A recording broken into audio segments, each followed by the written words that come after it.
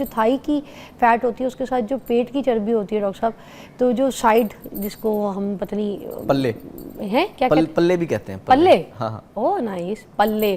तो ये पल्ले जो है ये भी हो जाते हैं and that looks also very bad. तो इसके बारे में क्या कहेंगे? अच्छा, फैट जो है ना एक इसका पूरा पैटर्न है इकट्ठा होने का जिस्म में। गलती होती है, हम ये सोचते हैं कि सिर्फ हमारी थाई में फ़ैट है।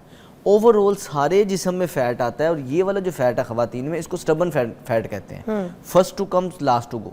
सबसे पहले आपकी थाई पे फैट आता है, फिर आहिस्ता आहिस्ता जो है ना सबसे एंड पे ये जाता है। मतलब नीचे से फैट शुरू होता है? नहीं, ये एक्यूमुलेशन होती है ना। मर्दों में सबसे पहले फैट आता है साइड वाला। अच्छा। यानी कि पेट में आएगा, ये तोंद आएगी या साइड वाला आएगा। ओके। खवातीन में सबसे पहले फैट आएगा या वेस्ट लाइन पे फैट आएगा या आपकी थाई पे फैट आएगा।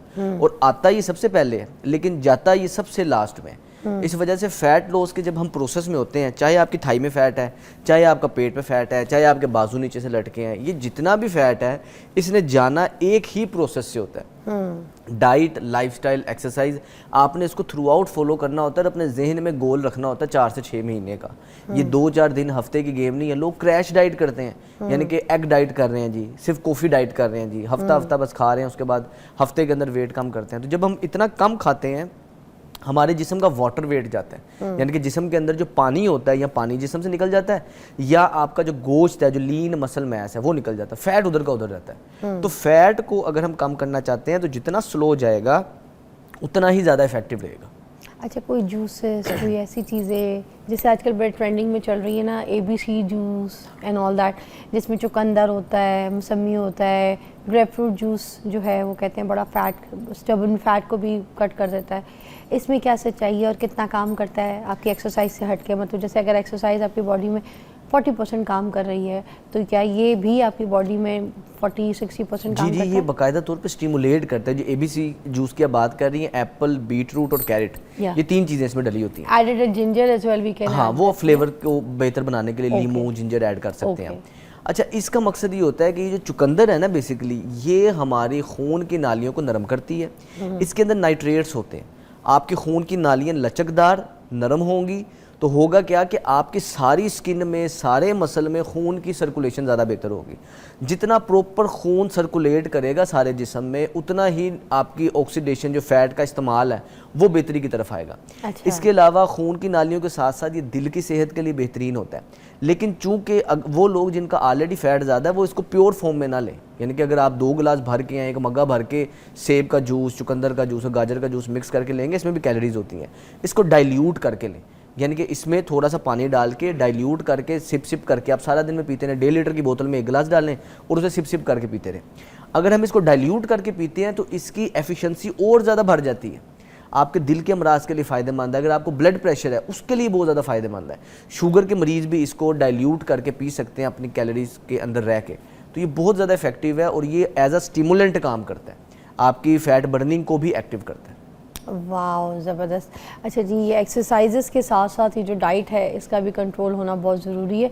और मैं आपको बताऊँ, मोटापा कोई ऐसी चीज़ नहीं है जिसको आप अपने जिस्म में रखें, ये एक बीमारी भी होती है और ये बीमारी आपके जिस्म में आस्ता आस्ता फैलना शुरू कर देती है। तो इसके लिए जैसे अब कुछ लोग लेमन की भी बात करते हैं कि लेमन का इस्तेमाल अगर पानी में सुबह सुबह नहा लूँ, एप्पल साइडर विनेगर वगैरह, क्या ये सेफ़ होती है? क्या इनको भी इस्तेमाल करने से जो स्टबन फैट या फैट है वो कट होता है?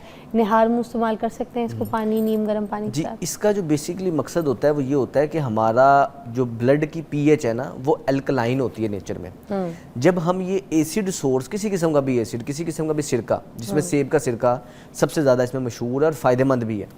अगर हम 2 चम्मच 1 गिलास पानी में सेब का सिरका डाल के पी लेते हैं, और सेब का सिरका भी सारे सेब के सिरके अच्छे नहीं है, कुछ सिंथेटिक होते हैं, यानी कि बने बनाए या कलर डाला होता है, आम सिरके के अंदर फ्लेवर डाला होता है। जबकि सेब का सिरका घर में आराम से बन सकता है, आराम से बन सकता है। अगर तो आप घर में बना सकते हैं तो वो सबसे बेहतरीन है। तो सेब का सिरका अगर आप इस्तेमाल करेंगे तो वो आपका एक तो फैट को भी रोकेगा। अगर आपका वजन ज़्यादा नहीं है, आपको लेना चाहिए, आपको मोटा नहीं होने देगा।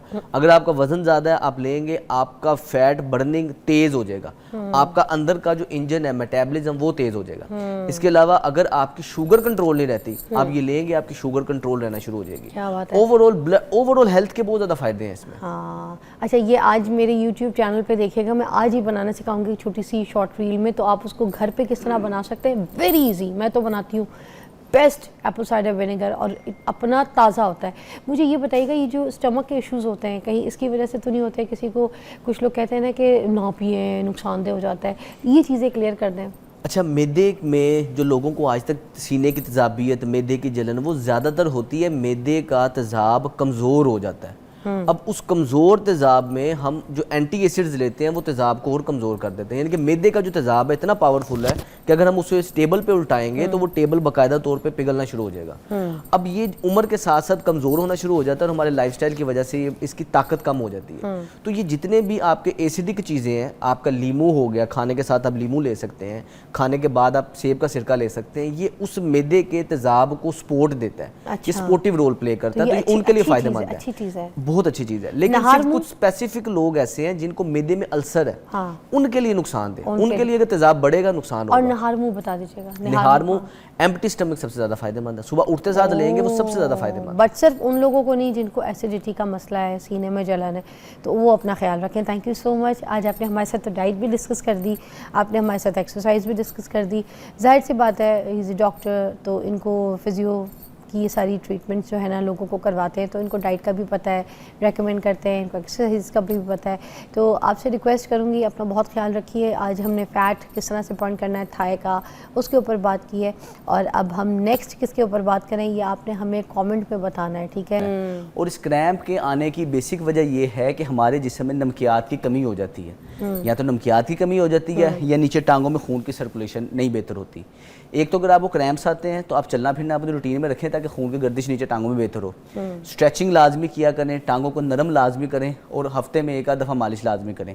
सबसे ज़रूरी चीज़ ये है कि मैग्नीशियम ग्लाइसिनेट का सप्लीमेंट अपनी रूटीन में ऐड करें। ये किस एज के बाद शुरू कर सकते हैं? क्योंकि अब तो देखें ना, हमें ये कहा जाता है कि राइट आफ्टर 35 इसको इस्तेमाल करना शुरू कर दें, जो कि रात के टाइम पे अगर लें तो बहुत अच्छा है। और विद डी, अगर सुबह विटामिन डी की भी जो अगर कैप्सूल्स जो डेली वाली हैं या फिर वीकली या फिर महीने वाली अगर रोज़ के साथ इस्तेमाल कीजिए तो और अच्छा कहते हैं। तो मुझे सिर्फ इसके बारे में बता दें कि ये जो एज फैक्टर्स है किस में आप ज़्यादा रेकमेंड करेंगे इसको? वैसे ये है कि अगर तो आपकी सप्लीमेंट कहते हैं इन एडिशन टू फूड, अगर तो किसी न्यूट्रिएंट की रिक्वायरमेंट आप अपनी खुराक से पूरी कर लेते हैं तो फिर तो सप्लीमेंट की जरूरत नहीं है। लेकिन आजकल के लाइफस्टाइल में हमारी खुराक के अंदर सब्जियां हैं ही नहीं। मैग्नीशियम हमें कहाँ से मिलता है? हरे पत्ते वाले सब्जियों से मिलता है जिसमें क्लोरोफिल होता है, वहाँ से हमें मिलता है। इसके अलावा हमें नट्स से मिलता है, कद्दू के बीजों से मिलता है। जब ये चीज़ें हमारी रूटीन में कम होती हैं तो फिर हमारी कमी आती है। तो हमें चाहिए ये कि जैसे आपकी उम्र 30 साल से ऊपर हो रही है तो फिर कुछ सप्लीमेंट की सपोर्ट आपको ज़रूरी है, साथ आपकी डाइट अच्छी होनी ज़रूरी है। ऑलराइट, जो है ना लोगों को करवाते हैं तो इनको डाइट का भी पता है, रेकमेंड करते हैं, इनको एक्सरसाइज का भी पता है। तो आपसे रिक्वेस्ट करूँगी अपना बहुत ख्याल रखिए। आज हमने फ़ैट किस तरह से बर्न करना है थाई का, उसके ऊपर बात की है, और अब हम नेक्स्ट किसके ऊपर बात करें ये आपने हमें कमेंट में बताना है, ठीक है। हमारा शो देखते रहिए, हम एक ब्रेक के बाद आपको दोबारा ज्वाइन करते हैं। Thank you so much.